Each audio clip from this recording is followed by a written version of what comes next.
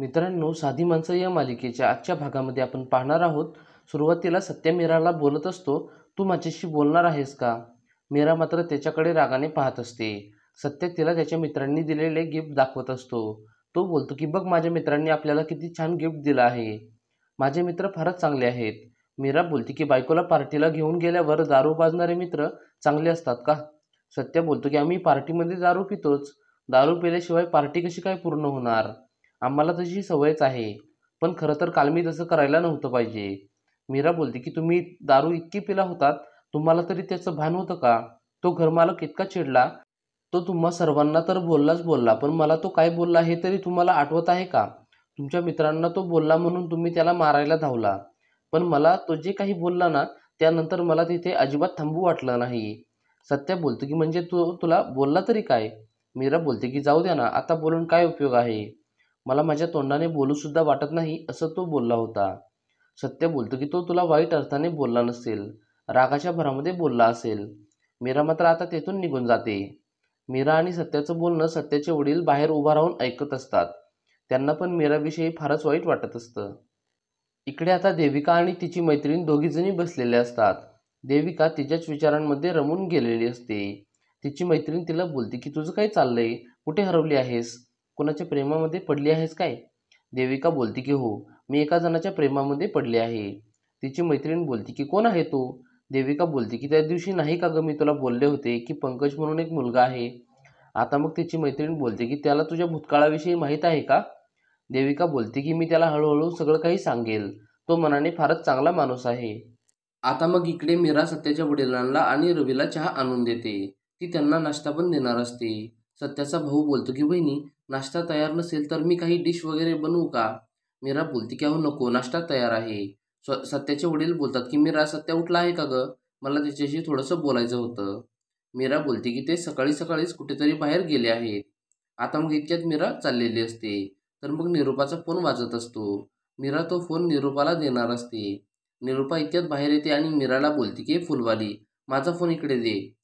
तुला सांगितलं आहे ना की माझ्या फोनला हात लावायचा नाही." मीरा बोलते की तो फोन मी तुमच्याकडेच देणार होते. निरूपा मात्र मीराला खवळते. आता मग निरूपाला पारूचा फोन आलेला असतो.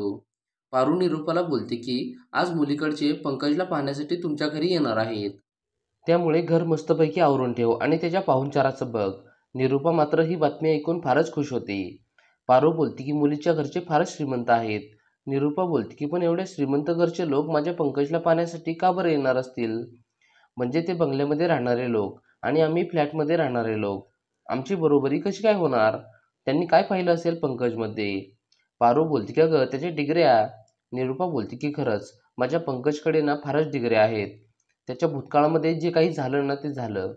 खरं तर ते त्याच्या चांगल्यासाठीच झालं. पण आता त्याच्या नवीन आयुष्याला तो सुरुवात करेल. नाहीतर त्याला ती फुलवालीची आई सासू म्हणून भेटली असती. पण आता मात्र त्याचं सगळं चांगलं होईल." घरचे सगळेजण निरूपाचं बोलणं ऐकत असतात. पारू बोलते की "तू त्या सगळ्यांना पंकजच्या भूतकाळाबद्दल काहीच सांगू नकोस. मी त्यांना सांगितलं आहे की त्याच्या भावाने एका गरीब घरातल्या मुलीशी लग्न करून तिचं कल्याण केलं आहे." आता मग त्यांचं बोलणं चालू असताना इतक्यात मग पंकज पण बाहेर येतो. निरूपा पंकजला एका साईडला बसायला सांगते.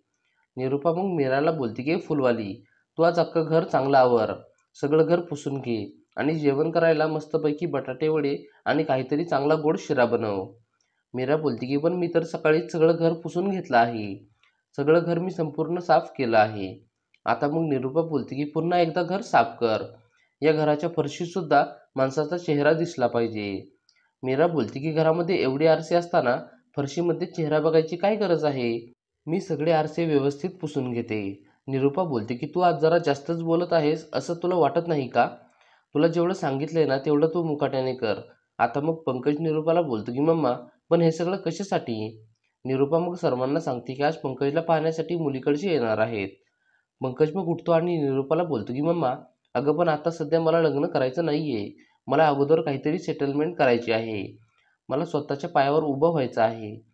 सत्याचे वडील बोलतात की "मुलीकडचे आल्यावर तू त्यांना काय सांगणार आहेस की हा काय करत आहे?" निरूपा बोलते की "याच्याकडे इतक्या सगळ्या डिग्र्या आहेत, याला काही काम करायची गरज नाही. मुलीकडच्यांकडे भरपूर काही बिझनेस आहेत. त्यामधीलच एक बिझनेस ते ह्याला बघायला देणार आहेत. त्यांचा स्टीलचा फारच मोठा बिझनेस आहे. आता मग हे सगळं चालू असताना मीरा तिच्या हातातलं ताट खाली पाडते आणि त्याचा मुद्दाम जोरात आवाज काढते. निरुपा मग तिला ओरडते आणि बोलते की घरातली भांडी काय तुझ्या फुलवाल्या आईने घेऊन दिली आहेत काय? मीरा बोलते की याचं लग्न झाल्यावर याच्या सासरवाडीचे लोक देतीलच ना स्टीलची भरपूर भांडी. तिकडे आहे ना स्टीलचा बिझनेस. निरुपा बोलते की तुझं हे पुढचं पुढचं बोलणं ना जरा बंद कर आणि तुला सांगितलंय ना तेवढंच काम कर. तुझ्या आईला हारांची ऑर्डर दे, तेवढेच तिला 4 पैसे मिळतील. आणि तुझा तो पनवती नवरा कुठे आहे? मीरा बोलते की मला नाही माहीत आणि मग मीरा तिथून निघून जाते. निरुपाने मात्र पंकजचं लग्न लावण्याचा ध्यास मनाशी घेतलेलाच असतो. तिच्या या वागण्याने सर्वजण आश्चर्यचकित होतात आणि इतक्यात एपिसोड संपतो. मित्रांनो, आता पुढील भाग हा फारच मनोरंजक होणार आहे. पुढील भाग पाहण्यासाठी व्हिडिओला लाईक करा आणि चॅनेलला सबस्क्राईब करायला विसरू नका. धन्यवाद.